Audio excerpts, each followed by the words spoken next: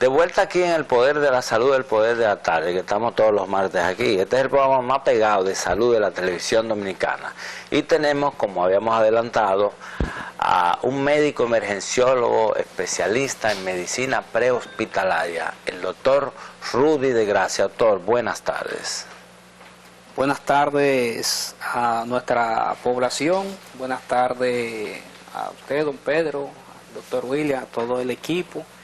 Y esperamos por acá poder compartir algunos tópicos de la medicina de emergencia, desastre y atención prehospitalaria.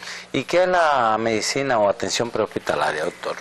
La atención prehospitalaria es la situación de salud que presenta el paciente fuera del hospital. Cuando sale del hospital o antes de llegar. Fuera, antes de llegar. Okay. O sea, podemos decir que todo paciente que llega al hospital tuvo su situación de salud fuera del hospital, o sea, es prehospitalario.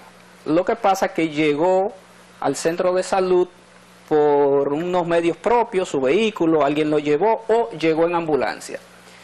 El infarto generalmente se presenta en el lugar de trabajo, se presenta en la casa, es prehospitalario. El accidente, como hablaba el doctor William, ocurre fuera del centro de salud, en la calle. Es un paciente prehospitalario. De modo que la mayoría de nuestros pacientes presenta su eventualidad fuera del hospital. Y debe ser eventual, o sea, por ejemplo, un paciente oncológico en seguimiento y va al hospital, ¿eso es medicina prehospitalaria?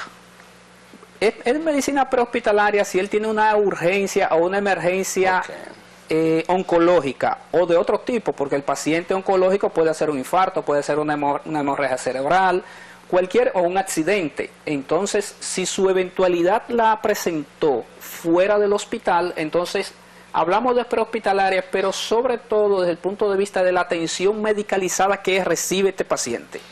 Es decir, cuando se cuenta con un sistema de atención a emergencia, 911 o 912, como dependiendo del país del que se trate, esa atención medicalizada, esos primeros auxilios que recibe el paciente, es lo que constituye la atención médica prehospitalaria. ¿Y esa atención médica prehospitalaria incluye también la ambulancia? ¿Incluye la ambulancia? Sí, incluye la ambulancia y un personal entrenado. Y si ese paciente que incluimos la ambulancia, cuando le pasó el evento, no tiene un personal capacitado, ¿se incluye también? Bueno, desde el punto de vista teórico, desde el punto de vista ideal, debe tratarse de un personal entrenado. A veces, estas primeras atenciones son ofrecidas por la población, por un testigo presencial. Pero lo más clásico es que se trate de una tripulación debidamente entrenada en reanimación cardiopulmonar, control de hemorragia, manejo básico de vías aéreas, conocimiento sobre el traslado, la atención que se debe brindar durante el traslado del paciente, que incluso constituye una carrera. De hecho, nosotros la tenemos en República Dominicana, la carrera técnico superior en atención prehospitalaria. Una carrera nueva. La está ofreciendo la Universidad Autónoma de Santo Domingo. Pero como licenciatura. Como técnico superior. Okay. Hay algunos esfuerzos para convertirla, seguir desarrollándola más como una licenciatura. De hecho, ya hay centros privados que lo tienen muy bien desarrollado su programa en ese sentido. Pero todavía lo que se está ofreciendo en nuestras universidades es la carrera técnico superior. La atención prehospitalaria es un poco que, yo digo, hija de la emergenciología, porque la emergenciología, que como práctica profesional especializada, la tenemos en la República Dominicana desde el año 2000. Es decir, ya tiene 24 años. Tiene muchos, incluso bueno, de una sociedad especializada. Sí, sí. En comparación con otras especialidades, como ortopedia, cirugía, ginecostetricia, tienen mucho más tiempo, pero en estos 24 años que tiene ya la especialidad en la República Dominicana, entendemos que ha logrado aportar mucho al quehacer de la atención en emergencia en nuestro país. Habría que hablar de antes del 2000 en materia de atención a emergencia y después del 2000, sobre todo también cuando en el 2014 se constituye el sistema de atención a emergencia 911, que integra muchas instituciones, el Ministerio de Salud Pública, Servicio Nacional de Salud, la DAE, que es la Dirección de Atención a Emergencia Extrahospitalaria, responsable de la atención médica que brinda el 911, donde se ha venido institucionalizando y profesionalizando la atención en este sentido. Ok, y entonces, eso, perdone, y eso quiere decir entonces que antes del año 2000, ¿qué médicos especialistas se encargaban de la atención prehospitalaria? Vamos a decir bueno, así. Quizás habían algunos que se hayan entrenado fuera del país, pero formados ya localmente a partir del año 2000. Hasta ese momento, lo que sí había en el país, una fortaleza a nivel de instituciones de servicio como Cruz Roja, Defensa Civil, Bomberos, que al momento de surgir el sistema, y de hecho la misma especialidad de emergenciología se apoyó en muchas personas que desde estas instituciones ya venían mostrando un interés particular en el quehacer prehospitalario, haciendo entrenamientos fuera del país, desarrollando grupos de interés local en los centros de salud como el Darío Contreras, que fue una escuela, el doctor debe tener conocimiento de los esfuerzos que se realizaron desde aquellos años en el Hospital Darío Contreras, maestro Tito Suero, se le considera el padre de la... Claro, él agrupaba las estadísticas de accidentes y todo eso. Exactamente. Sí. Y también que se han dado cuenta que se ha subdividido. Se han dado cuenta de que el paciente realmente tiene una hora de oro y la licenciatura que acaba de mencionar me imagino que es importante ya que en esa hora de oro el paciente desde que fue accidentado pasa por varias etapas. La primera es el tiempo de seguridad, el tiempo seguro, la hora de oro que el paciente está, vamos a suponer, en la calle o en su casa, en lo que se transporta la ambulancia. Cuando el paciente se monta a la ambulancia es otro equipo, o sea, es otro equipo que va ya en la ambulancia. O sea, tenemos un primer equipo que es el que está en el evento, en el presente, que sucedió ahora. Otro equipo que va a la ambulancia y otro equipo que está recibiendo el paciente. Entonces ya vemos que son transiciones que es importante que cada persona o cada equipo esté capacitado realmente. El concepto hora dorada, que nosotros lo hemos adoptado como una buena práctica, plantea, como bien dice el doctor, como bien señala el doctor William, una intervención que define mucho los actores. La primera media hora, que se le considera la media hora de platinum, porque de lo que se haga en esa primera media hora depende de la sobrevida del paciente y estará en mejores condiciones para que los traumatólogos, los cirujanos traumatólogos, lo manejen, le puedan ofrecer todo el conocimiento y la disponibilidad científica que existe. Esa primera media hora, donde precisamente el sistema de atención a emergencia prehospitalaria y el 911 juegan un rol muy importante. Un promedio de llegada en unos 10 minutos en lugar de la escena, unos 10 minutos de intervención en la escena van 20 minutos, digamos que hay que hacer control de hemorragia, manejo de vías aéreas, estabilización de fracturas, restricción de movimiento, colocación de collarín cervical, levantamiento, traslado a bordo de la ambulancia y desde la escena al centro de salud unos 10 minutos, van media hora. Esa primera media hora es fundamental. Por eso, y el doctor William hacía referencia al nivel de entrenamiento que se debe tener en este manejo inicial del paciente de trauma. Pero ustedes están refiriendo fundamentalmente a pacientes de trauma, bueno, de trauma, exacto, los que tienen accidente en la calle. Sí, señor, sí. Pero ahí están los cardiológicos. Bueno, el paciente cardiovascular, el concepto hora dorada es sobre todo el paciente de trauma.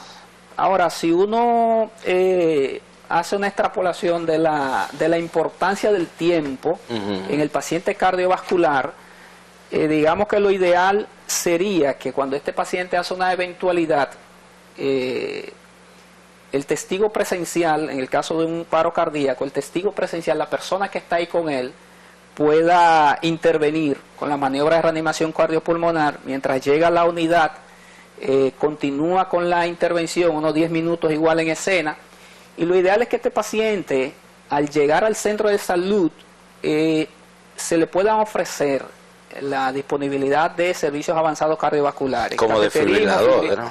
Los fibriladores los tenemos a bordo de la ambulancia, pero quiero terminar esta segunda media hora de la que hablaba el doctor Williams, de la hora dorada.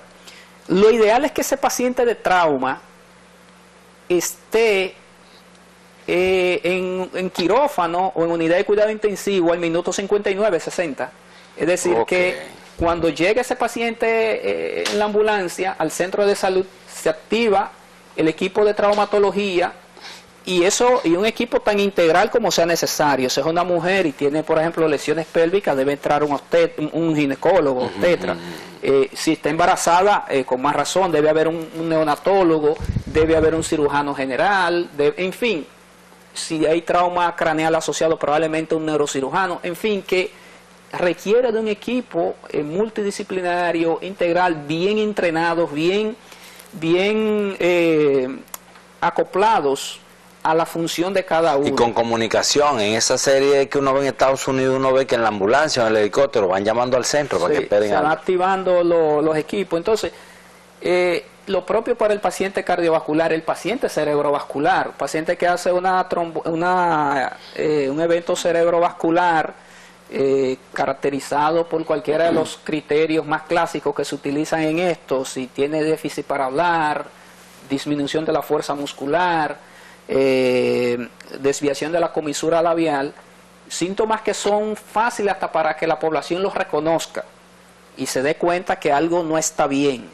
Rápidamente se activa el sistema de emergencia, llegan a un centro de salud, en no más de 10 minutos debería tener hecha e interpretada una tomografía por el emergenciólogo, porque la ventaja que tiene para el país contar con un servicio de emergenciología es que este profesional especializado de la medicina de emergencia y desastre, que tiene ese componente también, debe estar en capacidad de hacer una primera interpretación que no dependa del radiólogo. Pero cuando llega el paciente. Sí, cuando le hace el estudio, hace la tomografía, debe ser capaz de diagnosticar si es un isquémico o si es un hemorrágico. ¿Y cómo que no depende del radiólogo? ¿No son ellos los que explican? Digo la interpretación inicial, porque ya la confirmación radiológica siempre queda sujeta a la opinión del radiólogo. Pero el doctor sabe que estos son datos radiológicos clásicos, tiene una hiperdensidad, bueno, eso es subjetivo de sangre. El emergenciólogo debe de saber realmente hasta cuál es su especialista o cuál especialista llamar. Llega un paciente, bueno, llamo al cardiólogo, llamo al neurocirujano, llamo al traumatólogo. Entonces ya cuando llega el especialista, por lo menos tiene los estudios básicos, que son los más importantes. Es decir, que el emergenciólogo debe estar en capacidad de hacer un diagnóstico electrocardiográfico, decir qué tipo de infarto tiene el paciente, iniciar el tratamiento, desfibrilarlo si hay que desfibrilarlo, cardiovertirlo si hay que cardiovertirlo. O sea que el emergenciólogo tiene formación general en todo eso. En todo lo que es emergencia. Y eso incluye hacer, por ejemplo, sonografía de emergencia. El emergenciólogo suele tener un entrenamiento, aunque se hace paralelo, se hace complementario, un entrenamiento en sonografía de emergencia, donde él es capaz de hacer un FAST para determinar si hay una hemorragia abdominal, si hay un hemotórax, un neumotórax, una lesión traumática a nivel del pulmón que compromete la vida, a bordo junto a la cama del paciente, sin tener que moverlo a radiología. Con el equipo sonógrafo portátil, él es capaz de precisar, hacer estos diagnósticos presuntivos o por imágenes, y ya lo confirma con el sonografista, pero ya le va viendo si hay una hemorragia intraabdominal. Que ya hoy en día están todos esos equipos. Sí. Y volviendo al punto anterior del paciente no politraumatizado, sino el paciente cardiológico, siempre es bueno que el paciente cardiológico en la familia, hay un familiar que sabe que tiene probabilidad de un accidente cerebrovascular, de que pueda hacer un infarto, de que es un paciente con otras comorbilidades o de alto riesgo, y que tenga conocimiento de los primeros síntomas o signos que pueda hacer el paciente, para que ahí entre en el momento importante, en el momento crítico de poder alargar un poquito más Ya yo me imagino la que con todas supervivencia. estas exposiciones que hay en los medios de comunicación de médicos, no médicos, de todo tipo, y en las redes sociales, pues la gente básicamente, por ejemplo, la gente sabe cuando hay un traumatizado en una carretera, un motorista, que no lo puede mover porque lo puede dejar paralítico. Eso es un conocimiento que tiene la población, gracias a que ustedes, los médicos, los especialistas, emiten permanentemente mensajes a través de los medios de gran audiencia, como son las redes, los medios tradicionales. Pero la población juega un rol importante a través de la educación que debe recibir. Nosotros entendemos que primero apoyan en gran manera desde la prevención. Cuando se va haciendo conciencia sobre la prevención, ya ahí apoya mucho. Luego, porque siempre ocurrirán accidentes, Pero el nombre lo dice. En la prehospitalaria no hay El prevención. nombre lo dice. Ahora, bueno, hay prevención, por ejemplo, respetando las normas de tránsito, las leyes. Hay prevención utilizando el cinturón de seguridad.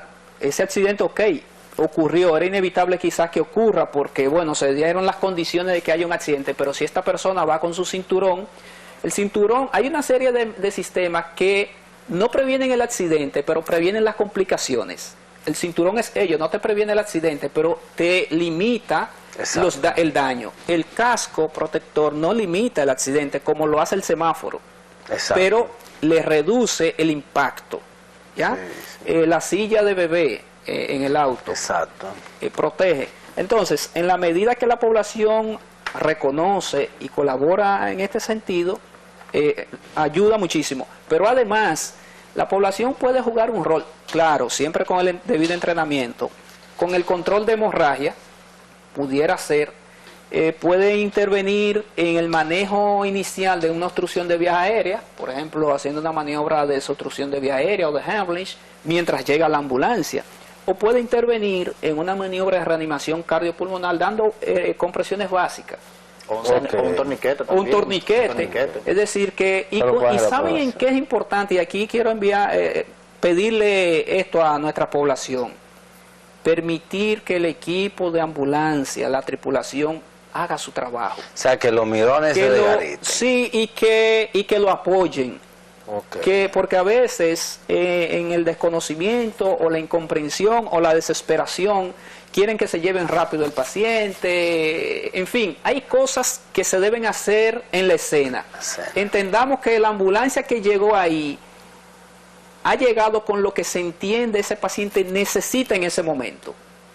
Que hay cosas que hacer en la escena para darle soporte al paciente, que él pueda tener, se pueda realizar un traslado seguro, te hablaba ahorita de eso, el traslado seguro en ambulancia, para que entonces en el centro de salud el interconsultante, el ortopeda, el cirujano, el neurocirujano, el neurólogo, puedan ofrecerle al paciente sus servicios, pero ya en una condición más estable. Señores, ustedes oyeron los consejos del doctor Rudy de Gracia, en un escenario en que en este país se producen, somos de los líderes en accidentes de tránsito en el mundo y en las muertes por accidentes de tránsito específicamente, y el 70% de las muertes por accidentes de tránsito involucran a un motorista y que el 90% no tiene casco. Entonces, en ese contexto, bienvenidos sean estos consejos, qué bueno que ustedes los pacientes están ahí para escucharlo. Nosotros vamos a hacer una pausa. Doctor, le damos las gracias por la generosidad de venir en medio de este tráfico engolado que tenemos y estar aquí. En breve tenemos otro filete.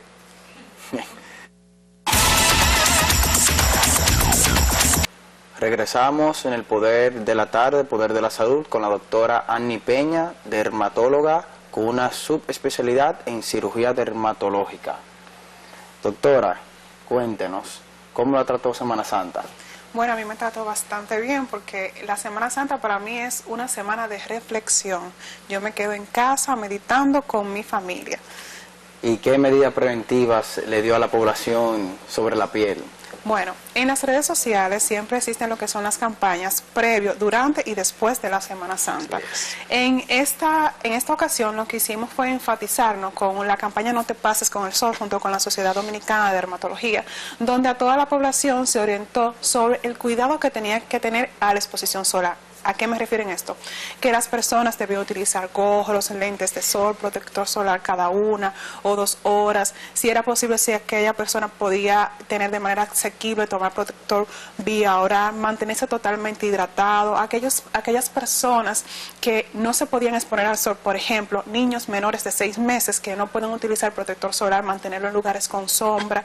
Y si tenían una quemadura durante ese intervalo, pues obviamente utilizar lo que son los baños fríos, no con agua súper fría, pero baños fríos que no sea con agua caliente, hidratación, humectación, cremas reparadoras, ropa que fueran holgaditas y ese tipo de cosas. Y ahora lo que nos estamos centrando en que si ya te quemaste, hiciste todo eso, entonces lo que tú tienes que hacer es una hidratación y humectación de esa piel. Y si tú no puedes manejarlo, pues obviamente ya acudir al dermatólogo. Ejemplo, si eres un paciente o una persona que tuviste una quemadura muy extensa porque te quedaste dormido o te bronceaste 1 o 2 horas, entonces un paciente que va a tener una superficie corporal bastante extensa, obviamente como usted sabe, eso se va a comportar como una quemadura de primer grado, va a producirse la deshidratación, puede venir los mareos, cefalea, secundario a la deshidratación. Es un paciente obviamente que tiene que acudir a una consulta, tiene que acudir a un centro de emergencia. Pero si él decide hacerlo en su casa, antes de, como usted misma sí, puede manejarlo en su casa. ¿Cómo se hidrata uno, se rehidrata uno? Vía oral. Vía oral, ¿qué? Vía oral. ¿Con pastilla, con agua, con jugo? Con agua, electrolitos y cremas vía tópicas regenerativas para esa piel. ¿Y la piel se va regenerando? Sí, se va regenerando, pero hay momentos donde la deshidratación es tan severa que el paciente tiene que acudir incluso a una emergencia o a consulta. Y lo que se extraquemaron, vamos a ponerle, y botaron el pellejo, como dice la gente. Así que empezó a... ¿Eso qué es? Es decir, ¿por qué se produce eso? Porque tuvo una quemadura de primer grado, obviamente se va. ¿Cómo? Sí, claro. ¿Y entonces qué hacen los que están ahora en su casa, que no pueden dormir porque están quemados el pellejo? ¿Qué debe hacer? En el aire en 16, que hay 15. Si exacto. Y como quiera le explica, y como obviamente un calor. Exacto. Tiene que tratar de mantenerse con ropa holgada, o sea, nunca ropa pegada al cuerpo, ropa que sea de algodón. Cuando se vaya a bañar esta persona, no puede estregarse, sino que solamente suavecito con la mano, con jabones hidratantes, ejemplo de jabones hidratantes, jabones de Castilla, jabón de aceite, jabón de lanolina, glicerina, aceite de oliva, que son sumamente hidratantes. ¿Y funcionan todos esos jabones? Claro, funciona, claro que sí. El jabón nada más limpia, créame, pero también hidrata.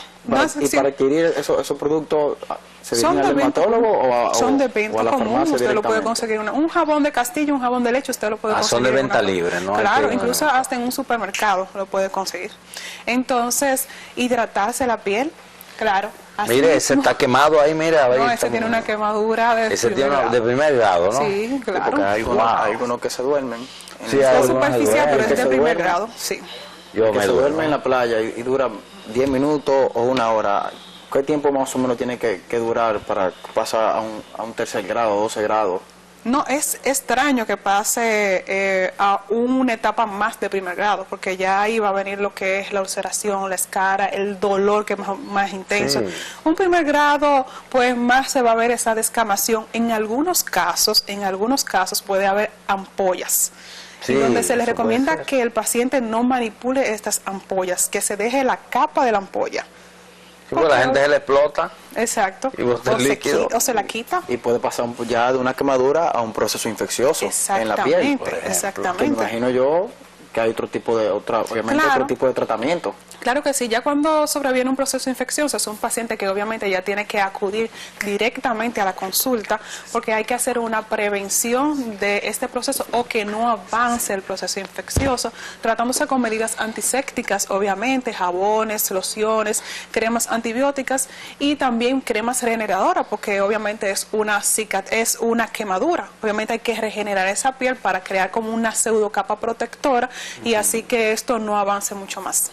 ¿Y en cuántos días, por ejemplo, se puede ya, digamos, curar esa quemadura de primer grado producto del exceso de esa masa? ¿Cuántos días ya? Si es como la de la foto, en 7, 10 días se supone que ya se tiene que regenerar esa piel totalmente si usted hace las medidas correctas con la hidratación adecuada, de forma tópica de su piel. ¿Y un paciente con ese tipo de quemadura tiene que ausentarse del trabajo o puede dependiendo, si usted se puede poner ropa, pues puede ir a su trabajo, pero si está sumamente incómodo, con mucho ardor, mucho picor, que no soporta la ropa, obviamente es un paciente que tiene que quedarse 1 o 2 días en su casa. Ahí el dermatólogo hace su función y Bueno, todo depende lo que dé en el momento de la evaluación. Si Exacto. califica, pues obviamente va a quedarse en casa. Doctora, ¿de dónde usted consulta para que no se nos olvide? Yo consulto en el Centro Dermatológico Marte, en el Integral 3 y en el Instituto Dermatológico Dominicano y Cirugía de Piel, doctor Huberto Bogar Díaz. Que está en 3 sitios. Sí. ¿Y usted le da para tanto con Sí, tantos claro. tapones? El que no la consiga, porque No, quiere, porque está en 3 sitios. ¿Y usted tiene redes sociales, doctora? Claro que sí. Ah, ¿cuáles son? ¿Usted la puede Está decir? Derea Annie Peña. DRA de doctora. Sí, de doctora. Annie Doctora Peña, Annie con Peña. 2 N de nada. Exacto. Y la doble N, última Y. es Y, ¿no? Sí. La Y.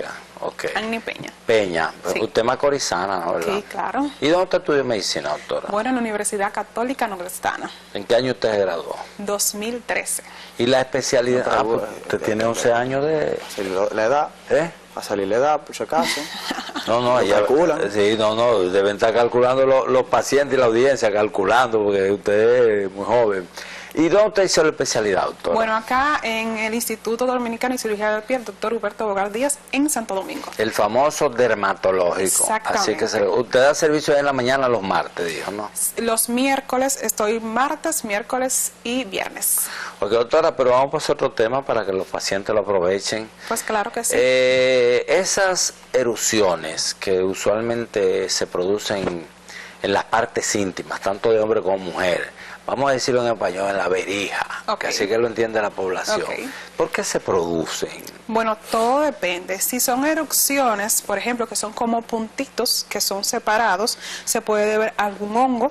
Si esto, o sea, más o menos la cándida es lo que produce este tipo de situaciones por calor, humedad, predisposición, por ejemplo, en aquellos pacientes que son diabéticos, tiene alguna inmunodepresión, entonces más o menos se produce por esto. Ok.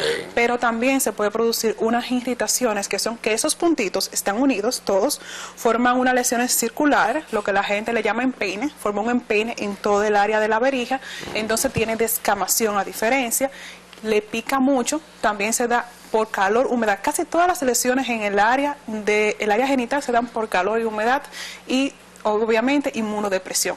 Y también dependiendo de lo que usted se haya aplicado.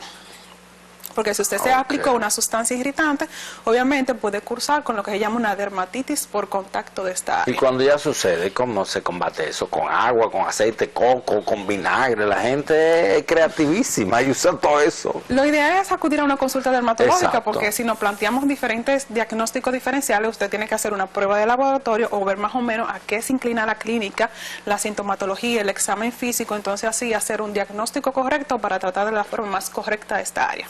Y si, por ejemplo, un paciente en Bánica, doctor, no me deje a mí solo, pregunte usted. Y si hay un paciente en Bánica que por ahí no hay ni seña de que hay un dermatólogo, ¿qué debe hacer?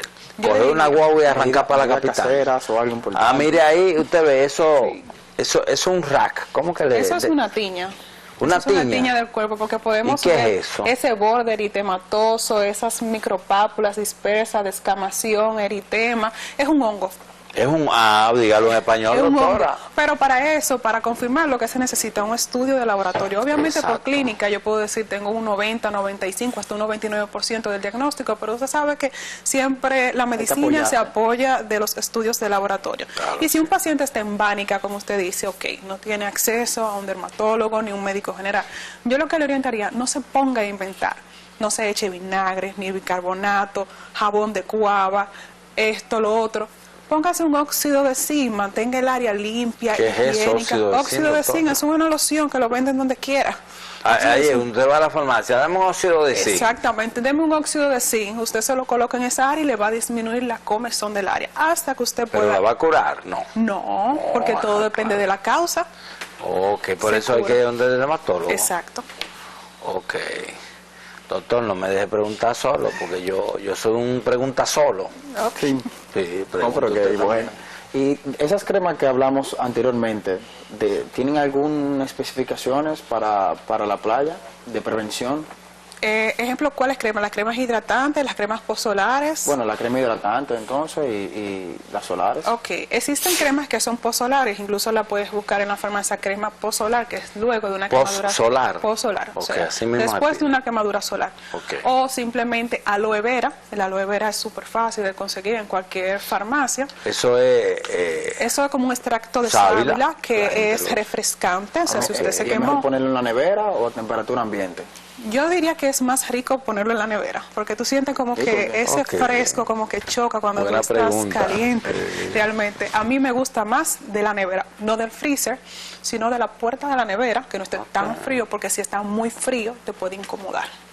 Entonces, dentro de las sustancias que son hidratantes y regenerativas, pues se encuentra las sustancias que contienen ceramida, urea, que la puedes conseguir, incluso hay marcas que dice contiene ceramida y urea, contiene lanolina, contiene glicerina. Entonces, así mismo, pues la consigues en la farmacia y te la puedes poner como regenerante. La más frecuente que se utilice, una urea, 3, 5 hasta 10%, pero si está quemado, con un 3 al 5% es suficiente. Y ahí es mejor que acudir al dermatólogo, Sí. al dermatólogo para hacer Exacto. especificaciones ya. Para valorar. Y valorar la piel. Y que no se despeguen esa piel que está saliendo, porque muchos cogen y Ah, la gente le coge el despegan. gustico y empieza así. Yo prefiero que se ¿Y pongan chulo qué? vaselina simple para que esa escama se vaya hidratando de esa vaselina. ¿Y chulo qué? Porque uno va a quitar, mira qué chulo ahí, como que da un gustico. Eso, Vamos, ¿no? su crema o el dermatólogo. Exacto. Doctora, y volviendo al sol Ok. y a la sobreposición, vivimos en un país tropical, aquí hace un solazo Sí. de madre, aquí hace un solazo y hay que coger sol. Entonces, ¿qué usted recomienda cuando uno sale todos los días? ¿Ponerse crema protectora o salir a la bringandina? Háblenos de eso para protegernos del sol. Fíjese, el que no toma sol en este país o el que no toma radiaciones ultravioletas está diciendo mentira. Está frito. Todas estas luces, usted sale, maneja, eso es radiación ultravioleta, que al fin y al cabo el daño solar acumulativo va dañando tus células, o sea, va dañando tu DNA de las células de tu piel, y eso al fin y al cabo es lo que da el cáncer de piel. Entonces, 40, 50, 60, y no puedo dejar de un lado los pacientes de 26, 25 que han tenido cáncer de piel. 26, 25 años. Claro, y Ok. más joven. ¿Cómo? Claro.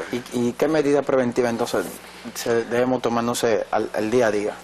Lo que se recomienda es que las personas utilicen a partir de los 6 meses de edad, que es cuando se puede comenzar a utilizar la protección solar, obviamente que sea protección solar mineral en esta etapa, y las embarazadas, y ya luego se puede pasar a un filtro químico.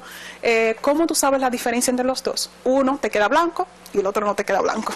Es simplemente así. ¿Cómo así? Pues no entendí yo. Te queda blanco en la cara, o sea, tú te lo colocas y te ok. ve como una máscara. Ok. El que tienen que utilizar los niños, que es el orgánico, por así decirlo. ¿Y el blanco qué significa? El que no es blanco. ¿Y el grasoso qué significa? El grasoso es porque viene en crema, pero blanco es porque es mineral.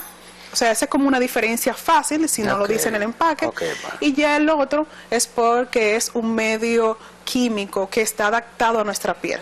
Se recomienda una protección solar a partir de 30, pero si usted vive en un área costera como Santo Domingo, es a partir de 50. Eso es lo que dicen los potes cuando uno lo compra, SPF las 30, marcas. SPF 50. Entonces, ¿desde qué hora se recomienda la protección solar? Yo diría desde que usted sale de la casa. Sí. Pero hay un intervalo que muchos tienen como conflicto de interés con la absorción de la vitamina D. Yo digo, bueno, la cara es una superficie demasiado pequeña para la absorción de la vitamina D. Tenemos cuero cabelludo, espalda, brazo y el resto del cuerpo para la absorción de vitamina D. Yo diría que para que no se lo olvide, inmediatamente usted salga de la casa, se coloca protector solar por lo menos 3 veces al día, que es lo ideal. Mañana, mediodía y tarde, en las horas pico. ¿Cada cuántas horas? Realmente las horas están establecidas entre 2 a 3 horas. O sea, yo salgo a las 8 de la mañana, me pongo mi protector solar sobre 50, si vivo en la Exacto. capital.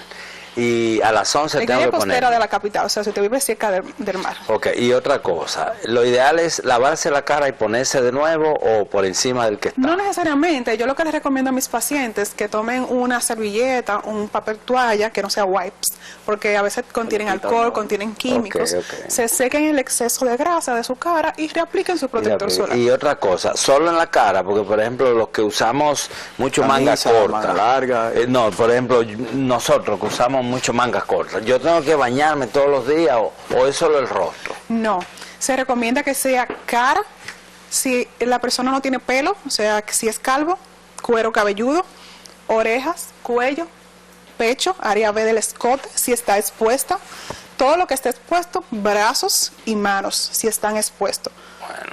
En dado caso que usted tenga, por ejemplo, una camisa, solamente sería cara, un poquito del cuello y obviamente la parte externa de los brazos, distales de los brazos y las manos. Ok, sí, que es lo que más... Eso.